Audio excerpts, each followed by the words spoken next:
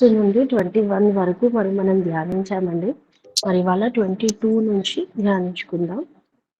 Prayer చేసుకొని start చేసుకుందాం.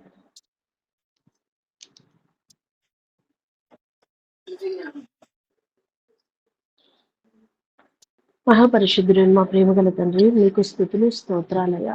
తండ్రి, ఇంతవరకు కూడా మీ కృపలో మమ్మల్ని భద్రపరిచి నడిపించిన దేవా, మీకు స్తుతులు చెల్లిస్తూ ఉన్నాం తండ్రి. మరి నిన్నటి రోజున సంఖ్యాకాండము 1వ అధ్యాయము నుండి ప్రభా మరి 21వ అధ్యాయం వరకు ధ్యానించడానికి కృప చూపించారు, మీకు స్తుతులు తండ్రి. మరి ఈ సమయంలో 22 నుండి చివరి వరకు కూడా ధ్యానించడానికి తండ్రి మరి మేము సిద్ధపడుచుండగా వినగలిగేటువంటి చెవులను, గ్రహించగలిగే మనసును మాకు దయచేయమని, వాక్యం ద్వారా మీరు మాతో మాట్లాడి మమ్మల్ని బలపరిచి సరిచేసి నడిపించమని ఈ సమయాన్నంతా మీ చేతులకు అప్పగిస్తూ మీరు మాతో ఉండమని మా ప్రభును మా రక్షకుడును అయినటువంటి యేసుక్రీస్తు పరిశుద్ధ నామములు బ్రతిమాలు వేడుకుంటున్నాం పరమ తండ్రి, ఆమేన్.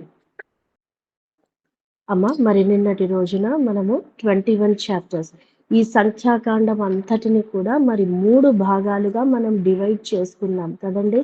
మరి ఆ డివైడ్ చేసిన భాగాలు ఏంటి అంటే, మరి ఫస్ట్ చాప్టర్ నుండి 10th చాప్టర్ వరకు కూడా మరి మనం చూసుకున్నట్లయితే it was the preparation of old generation.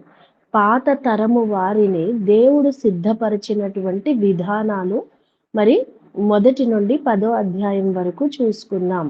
మరి 11వ అధ్యాయం నుండి 21వ అధ్యాయం వరకు మరి పాత తరం వారు వారి యొక్క అవిధేయతను బట్టి, దేవుని యందు వారికి ఉన్నటువంటి అవిశ్వాసమును బట్టి, దేవుడికి కోపము పుట్టించిన విధానాన్ని బట్టి మరి దేవుని కోపాగ్నికి వాళ్ళు లోనై తమకు తాము శిక్షకు పాత్రులుగా చేసుకొని వాగ్దాన భూమిలో ప్రవేశించే అర్హతను ఏ విధంగా కోల్పోయారు అంటే it is completely about punishment of the old generation ని మరి మనము 11వ అధ్యాయం నుండి 21వ అధ్యాయం వరకు చూసుకున్నాం.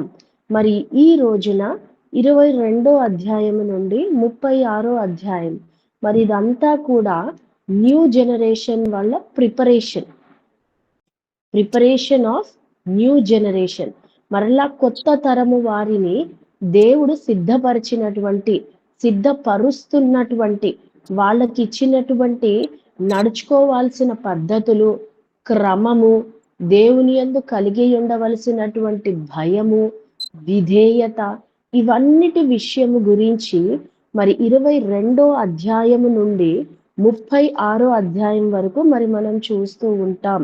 మరి నిన్న 21 వరకు ధ్యానించాం. మరి 22, 23, 24 ఈ 3 అధ్యాయాలను గనక మనం చూసుకున్నట్లయితే మరి ఇక్కడ సిప్పోరు కుమారుడైనటువంటి బారాకు గురించినటువంటి ఆ యొక్క సంగతిని ఇక్కడ చూస్తాం. మరి బారాకు గారు మరి ఏం చేస్తారండి, బిలాము ప్రవక్తని పిలువనంపించి మరి ఎందుకు పిలిపిస్తున్నారు అంటే ఆయనని తీసుకొచ్చి ఇశ్రాయేలీయులను శపించు అని అడగడానికని చెప్పి బారాకు గారు బిలాము ప్రవక్తని పిలువనంపిస్తారు. మరి బారాకు మనుష్యులు మరి వెళ్ళి బిలాము గారితో అడిగినప్పుడు ఫస్ట్ టైం అయితే నేను రాను, దేవుడు సెలవిస్తే తప్ప నేను రాను అని చెప్పినటువంటి వ్యక్తి మరలా డబ్బుకు ఆశపడో మరి లేదంటే ఇంకా ఏదైనా ఫేవర్ మరి బారాకు గారి దగ్గర నుండి ఆశించో, మీరు రాత్రి కనిపెట్టి ఉండండి, మీరు ఇక్కడే ఉండండి, నేను రాత్రి మరలా దేవుని సన్నిధిలో ప్రార్థన చేస్తా, దేవుడు ఒకవేళ వెళ్ళమంటే వెళ్తాను అని చెప్పి మీతో వస్తానని మరి ఆ బారాకు యొక్క మనుషులకు చెప్పినట్లుగా చూస్తాం. అక్కడ బిలాము ప్రవక్త తన యొక్క తనకి దేవుడిచ్చినటువంటి ఆ ఆశీర్వాదాన్ని మిస్యూజ్ చేస్తున్నట్లుగా, మరి దేవుడు ఒకసారి వద్దు అన్నాక మరి ఊరుకోకుండా మరలా నేను వెళ్ళనా దేవా అని అడిగినట్లుగా, మరి దేవుణ్ణి అడిగినట్లుగా అక్కడ చూస్తూ ఉంటాం.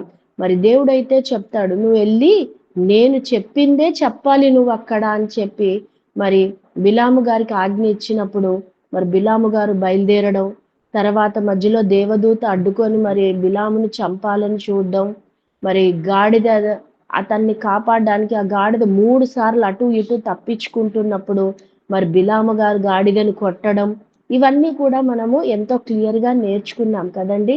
మరి తర్వాత మూడోసారి కొట్టబోతున్నప్పుడు గాడిద మాట్లాడడం, గాడిద కూడా ఎందుకు కొడుతున్నావు నన్నని బిలాము గారిని ప్రశ్నించినప్పుడు, అప్పుడు ఆయన కనులు ఆయన దేవదూతను చూసి, మరి ఇవంతా కూడా మరి మనము ఎంతో ధ్యానించాము కదండీ! మరి దేవదూత కూడా మరి నువ్వు వెళ్లి దేవుడు చెప్పిందే చెప్పాలి. It is a strict order అన్నప్పుడు, మరి దానిని బట్టి మరి బిలాము గారు వెళ్లి ఇశ్రాయేలీయులను శపించమన్న ప్రతిసారి ఏం చేస్తూ ఉన్నారండి? బిలాము గారిని శపించు, ఇశ్రాయేలుని శపించు అని బారాకు అడిగిన ప్రతిసారి కూడా వారిని ఆశీర్వదిస్తూనే ఉన్నారు. ప్రతి మాటను బట్టి ఇక్కడ ఈ ప్లేస్ లోంచి ఆశీర్వదించు, తూర్పు వైపు నుండి వారిని శపించు అని అడిగితే, మరి అట్లా అన్ని యాంగిల్స్ లో అన్ని దిశలుగా ఒక కొండ ప్రాంతానికి తీసుకెళ్లి ఇక్కడ నుండి వారిని శపించు అని మరి బారాకు ప్రవక్త ఐఎమ్ ఎక్స్ట్రీమ్లీ సారీ బారాకు గారు అడిగినప్పుడు బిలాము ప్రవక్త మరి అక్కడ ఒక బలిపీఠం కట్టి మరి దాని మీద బలిని అర్పించి మరి ఏం చేస్తూ ఉన్నాడండి? ఇశ్రాయేలీయులను అందరినీ కూడా ఆశీర్వదిస్తూ ఉన్నాడు. మరి బారాకు శపించమని అడిగిన ప్రతిసారి కూడా బిలాము గారు వారిని ఆశీర్వదిస్తూనే ఉన్నారు. 3-4 చోటల్లోకి తీసుకెళ్లి కూడా ఇక్కడ నుండి వారిని శపించమంటే కూడా మరి అక్కడ ప్రతి చోట కూడా మరి బిలాము గారు ఫాలో అయిన ప్రొసీజర్, మరి అక్కడ బలి అర్పించిన తర్వాత శపించడం మొదలు పెడితే అక్కడ ఏమొస్తున్నాయండి? దేవుడు అతనికి ఆజ్ఞాపిస్తున్నదంతా కూడా ఆశీర్వాదాలుగా చూస్తూ ఉన్నాం.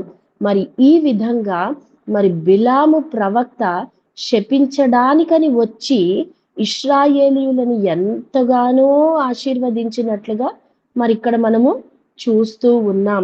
ఇక ఏ రేంజ్కి వెళ్ళిపోయిందంటే బారాకు గారికి కోపం వచ్చేస్తుంది బిలాముని చూస్తే. నేను ఎందుకు పిలిచాను, నువ్వెందుకు వచ్చావు, ఏం చేస్తున్నావు, అసలు ఏమన్నా అర్థమవుతుందా అని మరి బారాకు గారికి బిలాము మీద కోపం వచ్చేసి, ఇంకా ఎల్లు నీ ప్రదేశానికి వెళ్ళి అనే అంతగా మరి ఆ మాట పలికేలాగా మరి బారాకు గారు బిలాముతో ఇరిటేట్ అయిపోయారు. శపించవయ్యా బాబు అంటే ప్రతిసారి వారిని ఆశీర్వదిస్తూనే ఉన్నావు అని మరి బారాకు గారు చాలా ఇరిటేట్ అయిపోయారు బిలాము మీద. మరి అలాంటి పరిస్థితుల్లో మరి బిలాం అయితే ఒకటే చెప్పాడు, నేను నీకు ముందే చెప్పాను. బిలాం గారు ఏమంటున్నారండి? నేను మీకు ముందే చెప్పాను, నేను వస్తాను, కానీ దేవుడు నన్ను ఏది పలకమంటే అదే పలుకుతాను. నా సొంతది కానీ లేదా నువ్వు అడిగావని వాళ్ళకి శాపవచనాలు కానీ నేను పలకలేను అని నేను ముందుగానే చెప్పాను. దేవుడైతే వారిని ఎంతగానో ఆశీర్వదించాలనుకుంటూ ఉన్నారు కాబట్టి వారిని శపించడం కాదు కానీ అన్నట్లుగా ఒక చిన్న సలహా, వారిని ఏంటి పాపము చేయడానికి ప్రేరేపించు, అప్పుడు నీవు అనుకున్నది జరుగుతుంది అని ఒక చిన్న సలహా ఇచ్చి వెళ్ళిపోయినట్లుగా మరి మనము చూస్తూ ఉంటామండి. ఈ 22, 23, 24 చాప్టర్స్ అన్నిట్లో కూడా మరి ఈ బిలాం ప్రవక్త మరియు బారాకు గారి మధ్యలో జరిగినటువంటి సంభాషణ, వారు చేసినటువంటి ఆ ఇశ్రాయేలీయులను శపించడానికి వారు చేసిన ప్రయత్నము, ఇవంతా కూడా మరి మనము చూసుకోవచ్చు. వారు ఎన్ని ప్రయత్నాలు చేసినప్పటికీ మరి యెహోవా దేవుడు ఇశ్రాయేలీయులను ఆశీర్వదించాలి అని ఫిక్స్ అయ్యారు కాబట్టి వారు ఎంత ప్రయత్నించినా కూడా వారు శపించలేకపోయారు. ఇశ్రాయేలీయులను ఇంకా బహుగా ఆశీర్వదించారే కానీ వాళ్ళు శపించలేకపోయినట్లుగా మరి ఇక్కడ మనము చూస్తూ ఉంటాం. మరి అయితే 25వ అధ్యాయానికి వచ్చేసేటప్పటికి మరి ఇక్కడ ఇశ్రాయేలీయులు మరి మోయాబీయులతో మరి వ్యభిచారం చేయడము, మరి అక్కడ వారితో పాపం చేయడము మరి ఇక్కడ చూస్తాము. మరి బిలాము ప్రవక్త బారాకుకి ఇచ్చినటువంటి ఐడియాను బట్టి మరి ఇది ముందుకు సాగిందా ఎట్లా అనేది తెలియదు కానీ మరి ఇశ్రాయేలీయులు మోయాబు రాండ్రతో మరి వ్యభిచరించడం, పాపము చేయడము, మరి మరలా వాళ్ళు శిక్షకు పాత్రులు అవుతున్నట్లుగా కొత్త తరములో కూడా పాపపు ఎంట్రన్స్ అంటే పాపము క్రియలనేవి ఇక్కడ చిన్నగా మొదలవుతుండడం మనం ఇక్కడ చూస్తూ ఉంటాం. అయితున్నప్పుడే వెంటనే అక్కడ ఏమైపోతుందంటే ఇక్కడ ఫినేహాస్ మరి ఫినేహాసు ఎలియాజర్ కుమారుడిగా చూస్తూ ఉంటామండి. మరి అతను కొత్త తరానికి చెందినటువంటి ఆ వ్యక్తి ఏం చేస్తారు, ఆ ప్రవక్త యొక్క కుమారుడు ఫినేహాస్ వచ్చి ఎవరైతే పాపం చేస్తూ ఉన్నారో మరి ఆ ఇద్దరిని కూడా ఈటెను తీసుకొని వాళ్ళని పొడిచి చంపేసినట్లుగా చూస్తాం. ఆ తెగులు మరలా కొత్త తరములో కూడా వ్యాపించకుండా వెంటనే ఎవరైతే పాపములో పట్టబడ్డారో ఆ ఇద్దరిని అక్కడికక్కడే ఈట తీసుకొని పొడిచి చంపేసి ఆ తెగులు వ్యాపించకుండా ఇంకా అందరూ దానికి అడిక్ట్ అయిపోకుండా అందరూ పాపములో పడిపోయి మరలా కొత్త తరం కూడా శాపగ్రస్తం అయిపోకుండా వెంటనే ఈ ఫినేహాస్ గారు ఏం చేశారు, వాళ్ళిద్దరిని చంపేసి తెగులును ఆపేసినట్లుగా చూస్తాం. ఈ యొక్క 25th చాప్టర్ లో మరి మనం చూసినట్లయితే కొత్త తరములోనికి పాపము ఎంటర్ అవుతున్నటువంటి సమయం మరి ఈ కొత్త తరానికి సంబంధించినటువంటి వాళ్ళు ఏం చేశారు, ఆ పాపము వ్యాప్తి చెందకుండా పాపము వీరిలోనికి ప్రవేశించకుండా వెంటనే దానికి అడ్డుకట్ట వేశారు, వెంటనే దానిని ఆపేశారు. ఆ విధంగా మరి దేవుని దృష్టిలో వీళ్ళు ఆశీర్వదించబడిన వారుగా మరి మనం చూస్తూ ఉన్నామండి. మరి 26వ అధ్యాయానికి వచ్చేస్తే మరలా ఇక్కడ న్యూ జనరేషన్స్ కౌంట్ మరి మనం నేర్చుకున్నాం కదా. ఈ సంఖ్యాకాండానికి మొదటిగా ఈ పేరు రావడానికి గల కారణము ఫస్ట్ చాప్టర్ లో ఓల్డ్ జనరేషన్ లెక్కించబడము, మరి ఈ 26వ అధ్యాయంలో మరలా న్యూ జనరేషన్ లెక్కించబడడం. ఈ యొక్క నెంబర్స్, ఈ కౌంట్ ఏదైతే, ఈ సెన్సస్ ఏదైతే రికార్డ్ చేశారో దానిని బట్టి మరి ఈ యొక్క సంఖ్యాకాండం అనే పేరు రావడం జరిగింది అని చెప్పి మరి మనం నేర్చుకుంటూ ఉన్నాం. మరి 27వ అధ్యాయానికి వచ్చేస్తే మరి అక్కడ సెలోపేహాదు కుమార్తెల గురించి మరి మనం నేర్చుకున్నాం కదండి. సెలోపేహాద్ గారికి 5 కుమార్తెలు. మరి సెలోపేహాద్ గారు చనిపోయారు. అయితే వారి కూతుర్లు ఏం చేస్తూ ఉన్నారు, మోషే అహరోనులు సర్వ సమాజము దగ్గరికి కూడా వచ్చేసి మా తండ్రి అయినటువంటి సెలోపేహాద్ అయితే చనిపోయాడు, అయితే కోరాహు వారి గుంపులో ఉండి కాదు, అంటే దేవునికి వ్యతిరేకంగా ఉండి చనిపోలేదు కానీ తన పాపమును బట్టి తాను చనిపోయాడు. మరి మేమైతే 5 ఆడపిల్లలమే, మరి ఇప్పుడు మా నాన్నగారి స్వాస్థ్యము మాకిప్పించండి, మేము బ్రతికే ఉన్నాం కదా. మరి అది వాళ్ళ తమ్ముళ్ళకి అంటే మగవారికి మాత్రమే కాదు కానీ ఆడవాళ్ళమైన మాకు కూడా స్వాస్థ్యం కావాలి అని మరి సెలోపేహాదు కుమార్తెలు మరి మోషే గారి దగ్గర విన్నవించుకోవడం మరి అక్కడ చూస్తాం. మరి వారి కోరిక న్యాయమైనది కాబట్టి దేవుడు వారి కోరికను అంగీకరించి మరి దానికి కూడా ఒక పద్ధతిని కనిపెట్టారు. ఎవరికైనా కుమార్తెలే ఉంటే తండ్రి తర్వాత ఆ ఆస్తి కుమార్తెలకే వస్తుంది, కుమారులు లేని పక్షములో కుమార్తెలకు వస్తూ ఉంది. అందరికీ కూడా ఈక్వల్ రైట్స్ ఉంటాయి. ఒకవేళ ఆ చనిపోయినటువంటి వ్యక్తికి కుమారులు కుమార్తెలు ఎవ్వరూ కూడా లేకపోతే అప్పుడు అది బ్రదర్స్ కి చెందుతుంది. మరి బ్రదర్స్ కూడా లేని పక్షంలో వాళ్ళ పిల్లలని మరి ఈ విధముగా మరి ఒక కట్టడ చేయబడింది. ఈ సెలోపేహాదు కుమార్తెలు వారి నిమిత్తము పోయి అడిగితే అది సర్వ సమాజముకు కూడా ఒక లాగా దానిని రాయబడింది, అంగీకరించబడింది. మరి అంతేకాదు కానీ అదే 27వ అధ్యాయంలో మరి మోషే గారితో యెహోవా దేవుడు అంటారు, మరి నువ్వు ఎక్కి ఈ అబారీము కొండ ఎక్కేసి ఒక్కసారి నువ్వు ఆ యెరూషలేము ప్రాంతం ఎవరికైతే నేను ఈ వాగ్దాన భూమిని ఇయ్యబోతూ ఉన్నానో ఆ వాగ్దాన భూమిని నువ్వు ఈ అబారీము కొండ ఎక్కి ఒక్కసారి చూడు, నువ్వైతే అందులో ప్రవేశించవు కానీ ఒకసారి చూడు, తర్వాత నువ్వు నీ పితరులతో చేర్చబడతావని మోషే గారికి మరి అక్కడ యెహోవా దేవుడు ఆజ్ఞాపించడం జరుగుతుంది. మరి అలా ఆ మాట విన్నప్పుడు మోషే గారు, అయ్యో దేవా నన్ను అప్పుడే చంపేస్తావా అని బాధపడడం కాదు, కానీ తండ్రి మరి నేను వెళ్ళిపోతే వీళ్ళు కాపరి లేని గొర్రెల వలె తయారవుతారు, కాబట్టి ఒక మంచి నాయకుడిని వీళ్ళకి నువ్వు ఎలాగైనా దయచేయని మోషే గారు చేసినటువంటి ప్రార్థనను బట్టి మరి దేవుడు దానిని అంగీకరించి మోషేకి బదులుగా యెహోషువ గారిని మరక్కడ నిలబెట్టినట్లుగా మరి 27వ అధ్యాయంలో మరి మనము నేర్చుకున్నామండి. మరి 28, 29, 30 ఈ 3 అధ్యాయాల్లో కూడా మరి మనకి బలుల గురించి, వారు ఆచరించే పండుగల గురించి, మరి వారు చెల్లించవలసినటువంటి మొక్కుబళ్ళు గురించి మరి మనం చూసుకుంటాం. ఈ యొక్క బలులు, పండగలు, మొక్కుబళ్ళు ఇవన్నీ కూడా ముందు అధ్యాయాల్లో కూడా మరి ప్రభువారు నేర్పించారు. అది పాత తరానికి. ఇప్పుడు ఇక్కడ ఏంటంటే మళ్ళీ న్యూ జనరేషన్స్, న్యూ లైఫ్, మరి ఈ కొత్త తరము వారికి కొన్ని పద్ధతులు తెలవచ్చు, తెలవకపోవచ్చు. కాబట్టి దేవుడు మరలా రివైజ్ చేస్తూ ఉన్నాడు వాళ్ళకి. వాళ్ళు చెల్లించాల్సినటువంటి బలులు ఎన్ని రకాలు, ఎలా అర్పించాలి, ఏమి తేవాలి, కోడె దూడను, పావురపు పిల్లలు, మళ్ళీ పిండి, మళ్ళీ అవన్నీ కూడా మరి ఒకవేళ బలిని తెస్తే మేక పిల్లని తీసుకొస్తే మచ్చలేనిదై ఉండాలి. మరి బలులు అర్పించే విధానం ఏంటి, మరి వాళ్ళు ఆచరించవలసినటువంటి పండగలు, మరి ఆ పండగ రోజున వాళ్ళు ఏది కూడా జీవనోపాధి పని చేసుకోకూడదు, సంఘముగా కూడాలి, దేవుణ్ణి వాళ్ళు స్తుతించాలి అనేటువంటి ఆ పద్ధతులను, మరి మొక్కుబళ్ళు కూడా మరి ఏదైనా మనం మొక్కుకుంటే అది తప్పకుండా తీర్చేసేయాలి.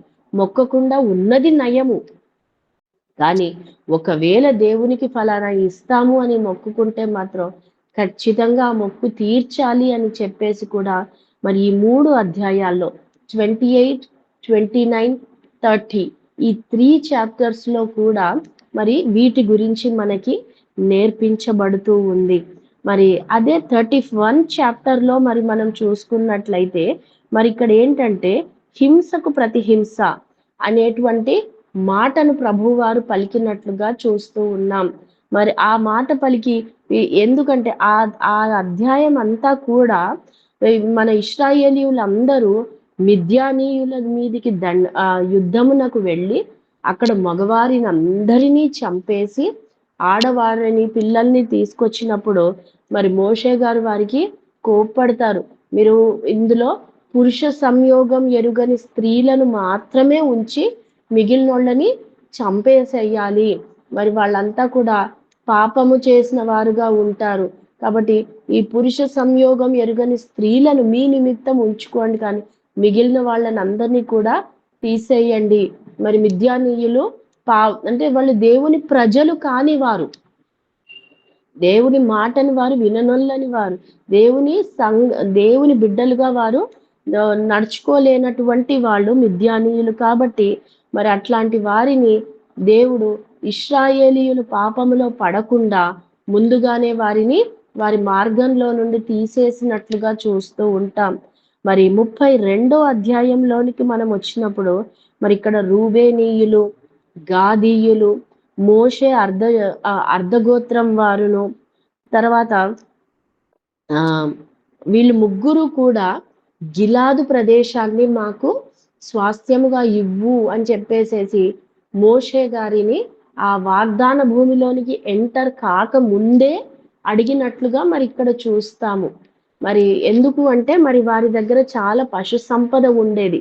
ఈ రూబేనీయుల దగ్గర, గాదీయుల దగ్గర, మోషే గారి అర్ధగోత్రం దగ్గర, మనష్షే ఆ అర్ధగోత్రం వారు ఈ ముగ్గురు కూడా వారి యొక్క పశు సంపదను బట్టి మరి మాకు ఇక్కడ ముందుగానే మాకు స్వాస్థ్యం అలాట్ చేసేయి, ఈ గిలాదు ప్రదేశము, యాజేరు ప్రదేశం ఇవన్నీ కూడా మాకు ఇచ్చేసేయండి, మేము ఇక్కడ పురములు కట్టుకుంటాము, మా ఇక్కడ ఒక సిటీస్ లాగా మేము కన్స్ట్రక్షన్స్ చేసేసుకొని మేము ఇక్కడే సెటిల్ అయిపోతాము, ఆ వాగ్దాన భూమిలో ల్యాండ్ మాకొద్దు అని చెప్పేసేసి మరి వీరు మాట్లాడుతున్నట్లుగా చూస్తూ ఉంటాం.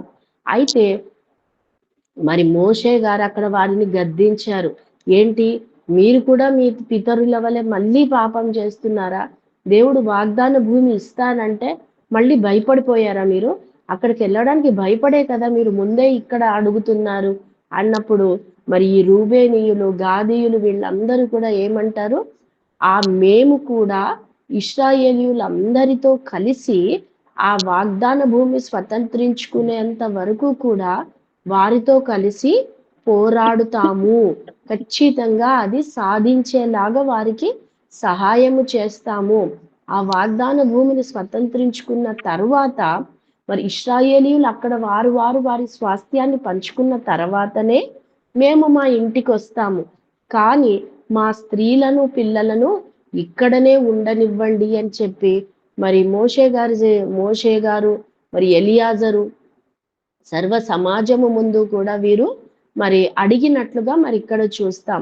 మరి ఇక్కడ కూడా వీరి యొక్క విన్నపం ఏదైతే ఉందో దేవుని దృష్టిలో అది అంగీకారముగా ఉండింది. మరి మోషే గారు ఏమంటారు? సరే, వీరిచ్చిన మాటని బట్టి మరి వీరికి ఇక్కడ స్వాస్థ్యం అయితే ఉంటది అని ఎలియాజర్కిను మరి ఇంకా మిగిలిన సర్వ సమాజంకి కూడా ఒక మాటని చెప్తారు. ఏంటంటే, వీరు ఒకవేళ నిజంగానే మీకు సహకరించి వాగ్దాన భూమి స్వతంత్రించుకోవడానికి మీకు హెల్ప్ చేస్తే గనక అప్పుడు వీళ్ళకి ఇది స్వాస్థ్యంగా ఇవ్వండి. ఒకవేళ వీళ్ళు చెయ్యని పక్షంలో వీళ్ళకి ఆ వాగ్దాన భూమిలో ఏ పోర్షన్ అయితే వాళ్ళకి మరి యెహోవా దేవుడు ఇయ్యాలని తీర్మానం చేశాడో మరి అది వారికి వచ్చేలాగా చూడండి అని మరి వారికి చూడండి అని చెప్పి మరి ఎలియాజరుకును సర్వ సమాజమునకు కూడా మోషే గారు ఆజ్ఞాపించినట్లుగా చూస్తూ ఉన్నాం. కానీ ఇక్కడ మనము రూబేనీయులను, గాదీయులను చూస్తే వారిచ్చినటువంటి మాటను బట్టి వారు మేము ఫ్యూచర్లో మాట తప్పుతామేమో అనేటువంటి ఆ డౌట్ వాళ్ళలో ఎక్కడా కూడా కనబడలేదండి. వాళ్ళ యొక్క కాన్ఫిడెన్స్ కనబడుతూ ఉంది. మేము చేస్తాము, తప్పకుండా వారితో మేము ఉంటాము అని వాళ్ళు ఇచ్చిన మాటను బట్టి, వాళ్ళ యొక్క కాన్ఫిడెన్స్ను బట్టి వాళ్ళు ఏం చేస్తూ ఉన్నారు? ఇంకా వాగ్దాన భూమి స్వతంత్రించుకోక ముందే మరి ఇక్కడ గాదీయులు, రూబేనీయులు కూడా గిలాదు ప్రాంతంలో మరి మోషే అర్ధశాస్త్రం ఏమంటారు, అర్ధ గోత్రం వాళ్ళు, హాఫ్ ట్రైబ్, అర్ధ గోత్రం వాళ్ళందరూ కూడా వీళ్ళు ఏం చేస్తూ ఉన్నారు? ఇక్కడ ఆ ముందుగానే పురములు కట్టేసుకుంటూ ఉన్నారు. ఆ గోపుర వాళ్ళ కన్స్ట్రక్షన్స్ ఏవేవైతే ఉన్నాయో అంత సేఫ్టీ మెజర్స్ తోటి ఆడవాళ్లకు, పిల్లలకు ఎలాంటి హాని కలగకుండా ఇళ్ళు, మరి వారి పశు సంపదకు కావాల్సినటువంటి కొట్లను మరి అంతా కూడా సెక్యూర్ చేసే విధంగా ఒక సిటీస్ లాంటివి వాళ్ళు ఇక్కడ కన్స్ట్రక్ట్ చేస్తున్నట్లుగా మరి ఇక్కడ చూస్తాము. మరి ఈ ముగ్గురు గోత్రికులు కూడా మరి ఇక్కడ ముందుగానే సెటిల్ అవుతున్నట్లుగా మరి ఈ యొక్క అధ్యాయం 32 చాప్టర్ లో మరి మనం చూస్తూ ఉన్నామండి. మరి 33 చాప్టర్ కి మనం వచ్చినట్లయితే మరి అక్కడ అంతా కూడా ఇశ్రాయేలీయులు చేసినటువంటి ప్రయాణము, వారి యొక్క రూట్ మ్యాప్ ని మరి మనం చూస్తాం. వాళ్ళు ఎక్కడి నుండి రామసేస్ లో నుండి బయలుదేరి సుక్కోతు నుండి బయలుదేరి మళ్ళీ అక్కడ నుండి వెళ్తాము. మరి ఇవన్నీ కూడా వాళ్ళు ఏ ప్రాంతాలు తిరిగారు మరి ఆ అధ్యాయం అంతా కూడా మరి మొత్తం దీని గురించే, వాళ్ళు తిరిగినటువంటి ప్రదేశాల గురించే ఉంటూ ఉందండి. మరి ఒకసారి డీటెయిల్ గా అధ్యాయాన్ని మరి మీరు సమయం ఉన్నప్పుడు చదువుకుంటే వాళ్ళు ఎన్ని ప్రదేశాలు తిరిగారు, ఎన్ని ప్రాంతాలు తిరిగారు, ఎక్కడెక్కడ వారు ఎలాంటి ఇబ్బందులు ఎదుర్కొన్నారు, మరి ఇవన్నీ కూడా మరి ఈ యొక్క 33 చాప్టర్ లో మరి మనం చూసుకోవచ్చు. మరి 34 చాప్టర్ లోనికి మనం వచ్చేసినట్లయితే అక్కడ ఏమంటే వారు ఆ యొక్క వాగ్దాన భూమిని స్వతంత్రించుకున్న తరువాత ఏ స్వాస్థ్యం ఎవరికి రావాలి, మరి వెళ్ళాక ఇది మంచిది కదా, ఇందులో మనం అందరం ఉందాము అని మరి ఇది సిస్టర్ చెప్పారు మనకి, సునీత సిస్టర్ ఎంతో చక్కగా వివరించారు. ఈ ల్యాండ్ బాగుంది, మనం అందరం ఇక్కడే ఉందామని ఒకే వైపుకి వెళ్ళిపోయి గొడవలు పెట్టుకొని మరి అబ్రహాము గారిని లోతు గారికి జరిగినటువంటి ఆ గొడవను కూడా మరి మన ముందు ప్రస్తావించారు కదండి. మరి ఆ విధంగా అందరూ గొడవలు పడకుండా, ఒకే దగ్గర ఉండకుండా, ఏ ప్రాంతము వారికి ముందుగానే చీట్లు వేసి డివైడ్ చేసినట్లుగా మరి యొక్క అధ్యాయంలో చూస్తూ ఉంటాం. ఎవరికి ఏదొస్తే ఇంక అది తీసుకోవాల్సింది, ఇంకంతే, ఇంక మళ్ళీ no more arguments on that అన్నట్లుగా మరి ఇక్కడ వారికి చీట్లు వేసి ఏ ప్రాంతం ఎవరికి అనేది మరి ఇక్కడ డివైడ్ చేసుకోవాలి అని వాళ్ళు మాట్లాడుకున్నట్లుగా చూస్తాం. మరి ఎక్కువ వారికి ఎక్కువ స్వాస్థ్యము, తక్కువ వారికి తక్కువ స్వాస్థ్యము. మరి ఈ విధంగా కూడా అంటే దిస్ ఇస్ కాల్డ్ ఈక్వాలిటీ. ఎక్కువ ఉన్నోడికి ఎక్కువే కావాలి కదా, మరి ఎందుకంటే వాళ్ళు చాలా మంది ఉన్నారు. తక్కువ ఉన్నవాడికి ఏంటి, తక్కువే ఇచ్చినా సరిపోతుంది. అందరూ సమానంగా ఉండాలి అనేది మెయిన్ ఇంటెన్షన్ గా మరి ఇక్కడ మనం చూస్తూ ఉంటామండి. మరి 35 చాప్టర్ లోనికి మనం వచ్చేసినట్లయితే మరి అక్కడ వారికి కేటాయించబడినటువంటి ఆ ల్యాండ్ లో మరి వారు ఏంటి, కొన్ని ఆశ్రయపురములను కూడా కట్టాలి. అంటే ఇట్స్ సంథింగ్ లైక్ జైల్ లాగా.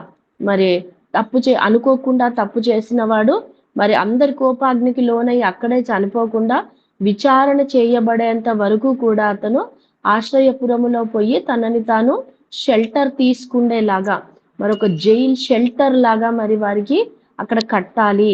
మరి అంతేకాదు కానీ తిరిగే వాళ్ళు అన్ని రకాలుగా మరి ఈ యొక్క ఆశ్రయపురములు అనేవి కూడా కట్టుకోవాలి. మీకు కేటాయించబడినటువంటి ఆ ప్రాంతంలో ఇవన్నీ కూడా అంటే ఒక సివిలైజ్డ్ సొసైటీ లాగా. మరి ఇప్పుడు మనం చూస్తూ ఉంటాం కదండి, ఎన్నో గేటెడ్ కమ్యూనిటీస్ అని చూస్తాం. మరి ఆ గేటెడ్ కమ్యూనిటీ అన్ని ఆ గేట్ లోపటే ఉంటాయి కదండి. మనకు కావాలి జిమ్, స్విమ్మింగ్ పూల్ అన్ని కూడా ఆ గేటెడ్ కమ్యూనిటీ లోపటే దొరుకుతాయి. అది అడ్వర్టైజ్మెంట్ కూడా అలాగే చేస్తారు కదండి.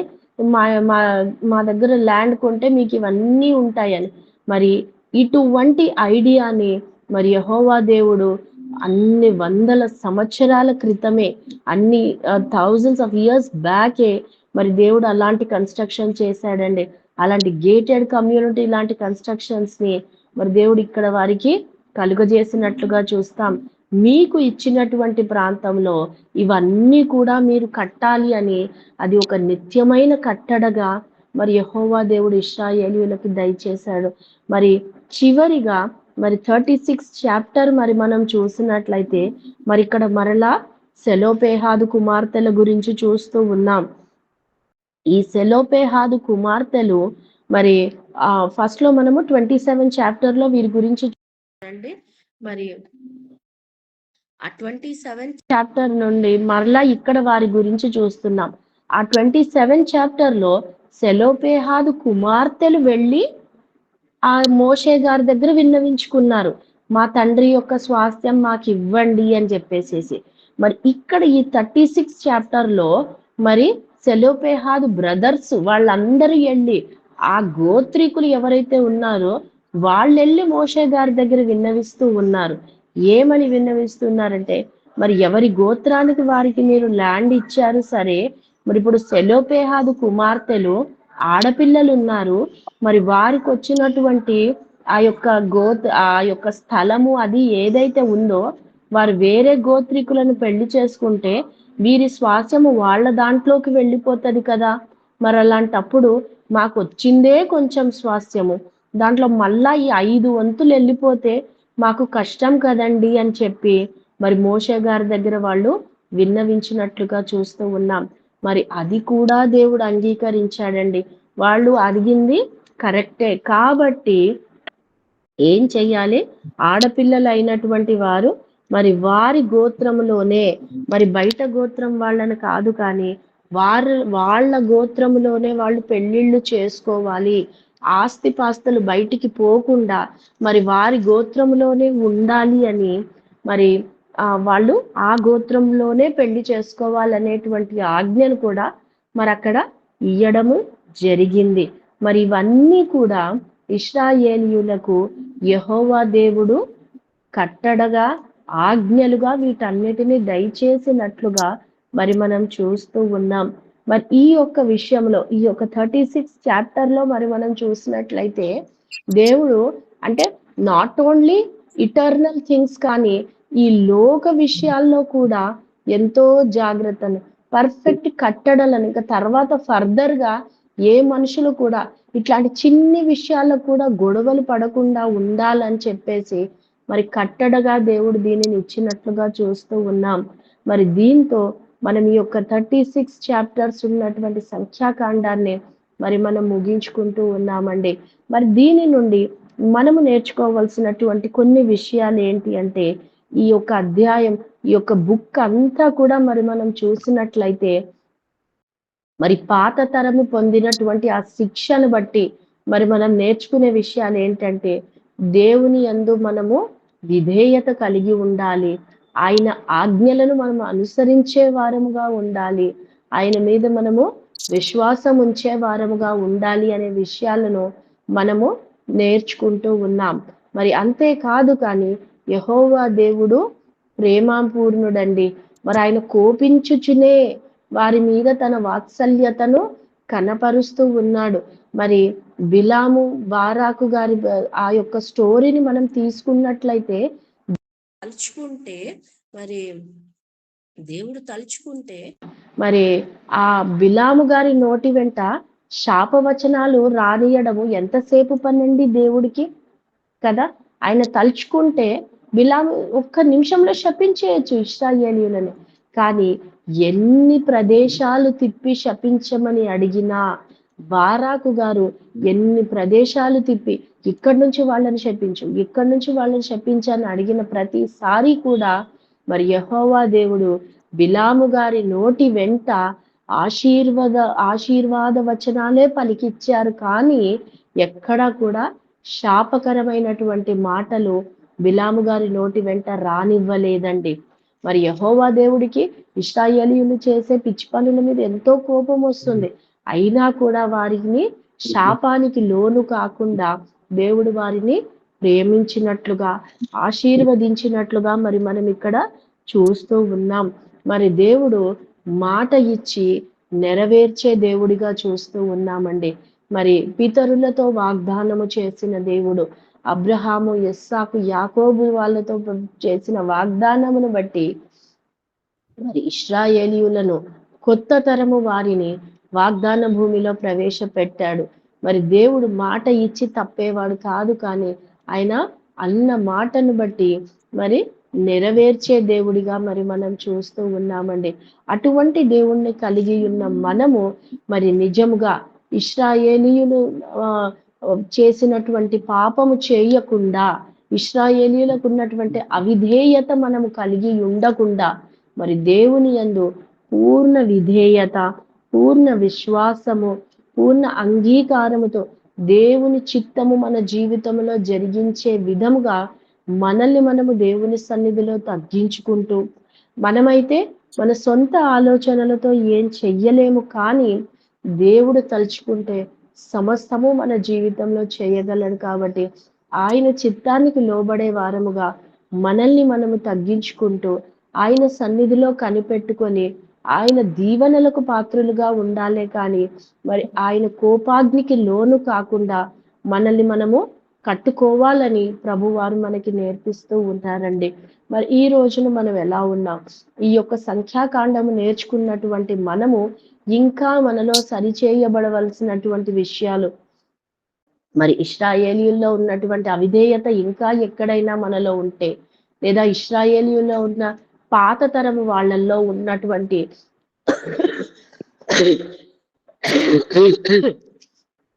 ఇశ్రాయేలీయుల పాత తరములో ఉన్నటువంటి అవిధేయత, పాత తరం వారిలో ఉన్నటువంటి అవిశ్వాసం, పాత తరము వారిలో ఉండేటువంటి ఆ ఏడుపులు, సనుగులు, గునుగులు ఇంకా మన జీవితాల్లో ఉంటే సరి చేసుకోమని దేవుడు నేర్పిస్తూ ఉన్నారు. కొత్త తరము వారిలాగా మరి ఏ విధంగా అయితే ఫినెహాస్ గారు పాపమును వెంటనే చంపి పడేశాడో, మరి మనలో వస్తున్నటువంటి ఆ పాపపు ఆలోచనలను వెంటనే మనం కూడా చంపేసుకొని దేవునికి విధేయత కలిగిన వారిగా, దేవుని యందు విశ్వాసము కలిగిన వారిగా ముందుకు సాగడానికి ప్రభు మనకు సహాయము చేయునుగాక. ఆమెన్. అమ్మ దయతో నన్ను క్షమించాలి, నాకు ఒక ఫోన్ అన్నమాట. మరి వీళ్ళు లోన్ ఇస్తామని కాన్స్టెంట్ గా